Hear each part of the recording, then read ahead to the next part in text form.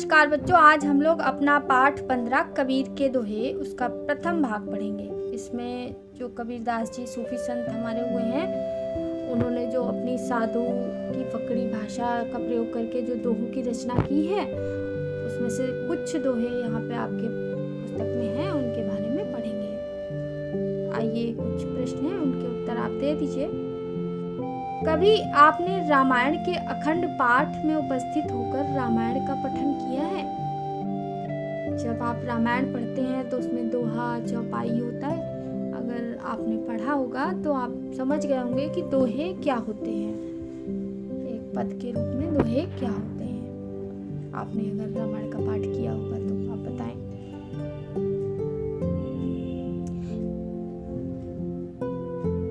जब आप रामायण को पढ़ते हैं तो वहां आप चौपाई या दोहे पढ़ते हैं। ये बात सत्य है या असत्य है?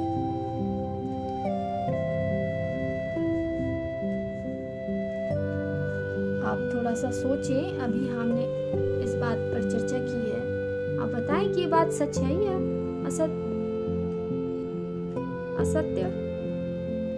क्या आपने कभी किसी दोहे अथवा चौपाई को कंठस्थ किया है?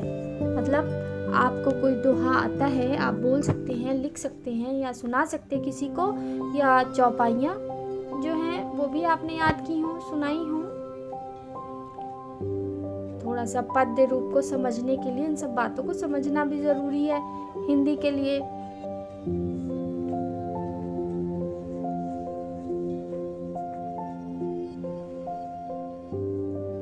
अच्छा, कबीरदास जी के अतिरिक्त किसी अन्य रचयिता का नाम बताइए जिन्होंने दोहों की रचना की है, मतलब दोहे लिखे हैं।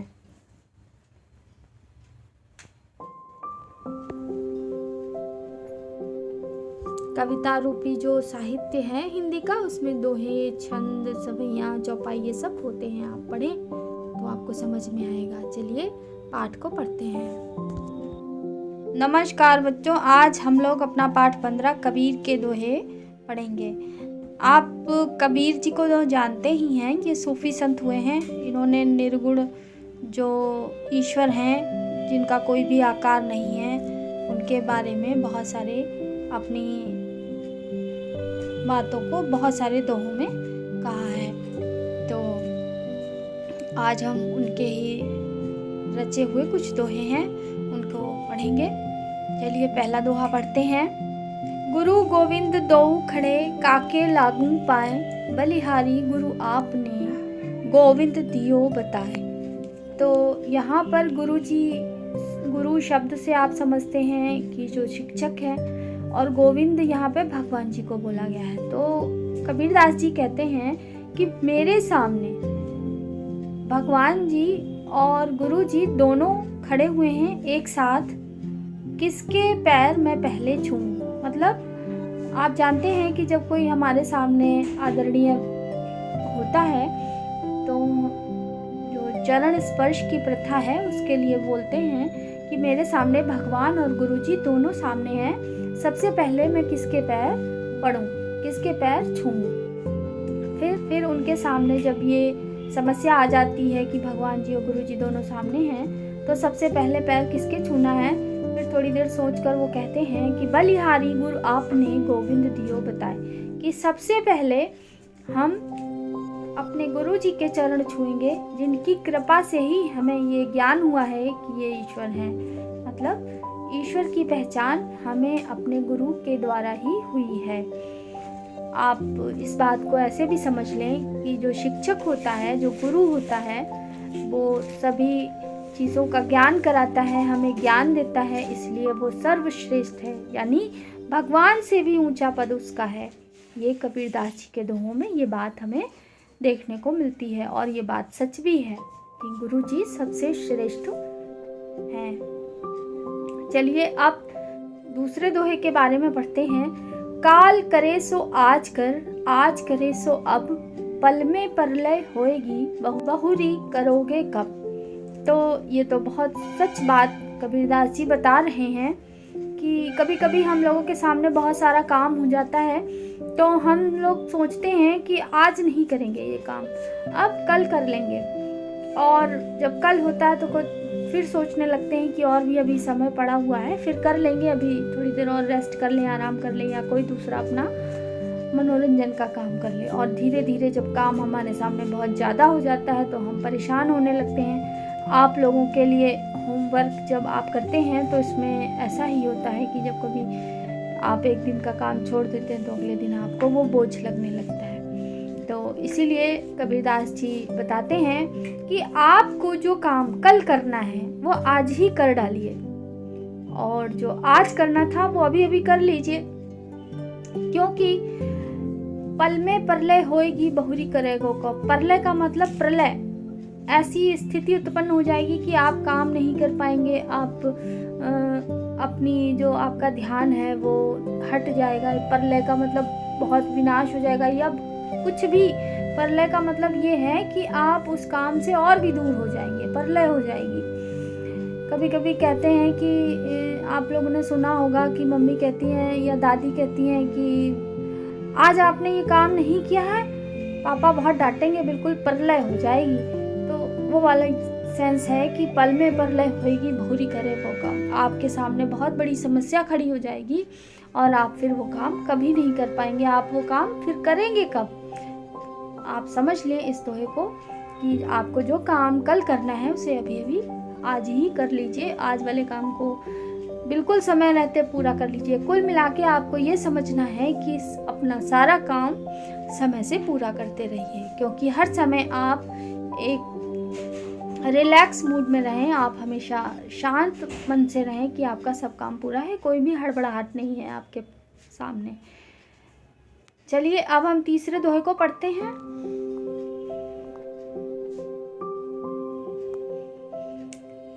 धीरे धीरे रे मना धीरे सब कुछ होए, माली सींचे 100 घड़ा ऋतु आए फल होए।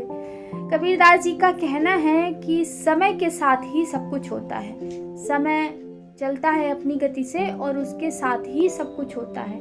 धीरे धीरे रे मना मतलब अपने मन को समझाते हुए कहते हैं कि धीरे धीरे सब काम होता है। आप सोचें कि बचपन में अगर कोई सोचता है कि हम डॉक्टर बन जाएं तो एकदम से थोड़ी ना बन जाएगा। आप धीरे धीरे पढ़ाई करेगा, फिर परीक्षा देगा, फिर धीरे धीरे प्रैक्टिस करेगा, फिर आगे चलकर वो कुछ होगा। लेकिन वो शुरुआत से ही उस चीज़ के लिए प्रयास करेगा, तब जाके कहीं वो चीज़ हासिल हो पाएगी। तो ये बिल्कुल उसी प्रकार से होता है कि माली सींचे 100 घड़ा ऋतु आए फल होए। यानी कि जब माली कोई पेड़ लगाता है या कोई पौधा लगाता है तो उसको रोज उसकी सेवा की जाती है, पानी दिया जाता है, खाद डाली जाती है, लेकिन जब उसकी ऋतु आती है फल तभी होता है। अलग अलग समय होता है अलग अलग पेड़ में फल आने का।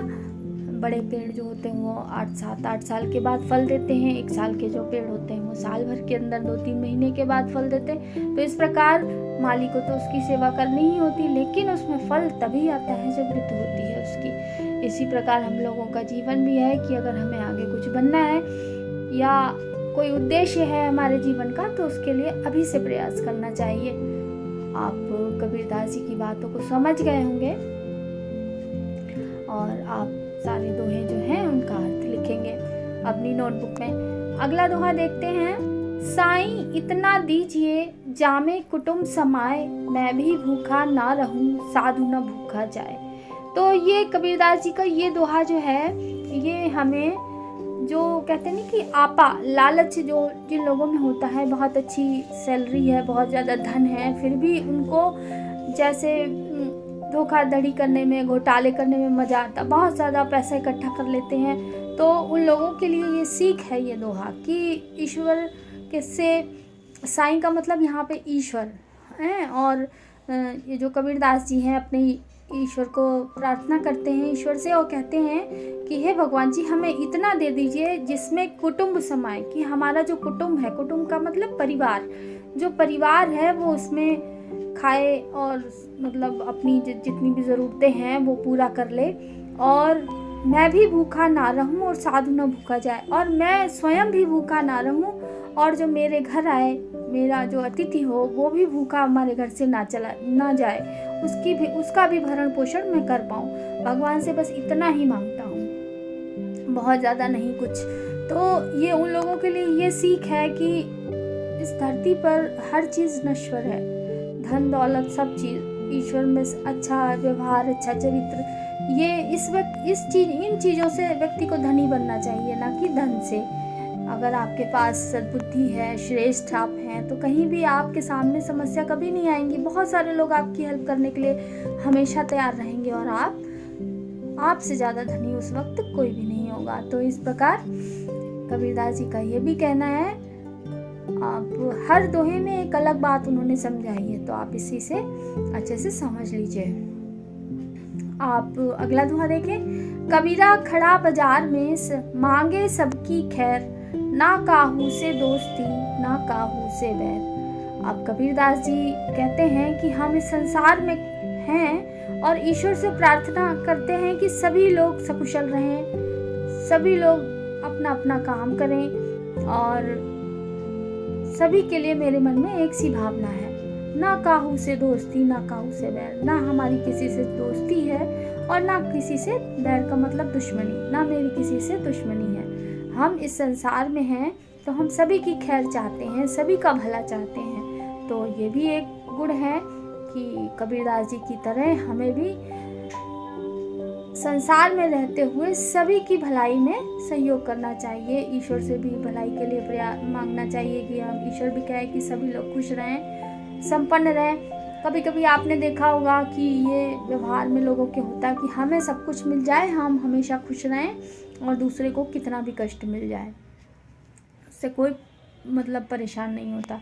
तो ये चीज़ गलत है कि जब सब खुश हैं तो उसमें हम भी खुश हैं। तो इस प्रकार जो दोहे हैं इनका अर्थ आप समझ लें, लिख लें। चलिए कुछ प्रश्न हैं उनको करते हैं। पहला प्रश्न है, सदैव हर कार्य को समय से क्यों करना चाहिए? आपको बताने की ज़रूरत नहीं है कि हमें हर कार्य को समय से क्यों करना चाहिए। आप समझदार हैं, आपको पता है कि हमें हर कार्य समय से इसलिए करना चाहिए क्योंकि हमें एक साथ काम करने में परेशानी ना हो और हमेशा हम आगे किसी भी काम करने के लिए हमेशा तैयार रहें। कबीरदास जी बाजार में खड़े क्या मांग रहे हैं? कबीरदास जी बाजार में खड़े होकर सबकी खैर मांग रहे हैं। कबीरदास जी बाजार में खड़े होकर सबकी खैर मना रहे हैं, सबकी सकुशल रहने की भीख मांग रहे हैं। ईश्वर से कह रहे हैं कि सभी लोग सकुशल रहें इस संसार में। कबीर परमात्मा से क्या विनती कर रहे हैं? कबीर परमात्मा से विनती कर रहे हैं कि सभी लोग इस दुनिया में सकुशल रहें, खुश रहें और परेशान ना रहें। इस निवेदन में बहुत सारी बातें आपको समझ में आ रही होंगी। भगवान जी से कबीरदास जी निवेदन कर रहे हैं कि सभी लोग सकुशल इस धरती पर अपना जीवन व्यतीत करें। इस प्रकार पढ़े गए पाठ पर आधारित आपने प्रश्नों को कर लिया। शब्दार्थ भी आप लिख लेंगे और जो दोहे पढ़े हैं उनके भी अर्थ आप नोटबुक में लिखेंगे। बचे हुए दोहे हम अपने अगले भाग में पढ़ेंगे। तब तक के लिए थैंक यू। एक्टिविटी में आप दोहों में आए कठिन शब्द लिख लेंगे और उनके अर्थ भी लिखेंगे। जो दोहे में उनकी भाषा है, उसके जो शब्द हैं आपको समझ में नहीं आते हैं, उनको आप लिख के प्रैक्टिस कर लेंगे अर्थ सहित। फिर जब कभी आप अर्थ लिखेंगे तो उसमें अर्थ लिखने में आपको आसानी होगी।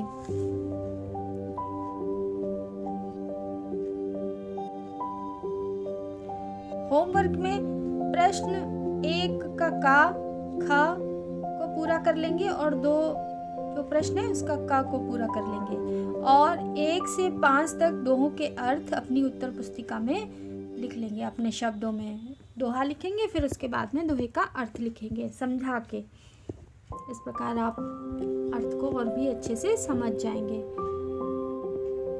एक्टिविटी और होमवर्क को कंप्लीट करके रखेंगे। नेक्स्ट वीडियो में आगे जो बचे हुए दोहे हैं उनका अर्थ हम पढ़ेंगे और बची हुई एक्सरसाइज भी करेंगे। तब तक के लिए थैंक यू।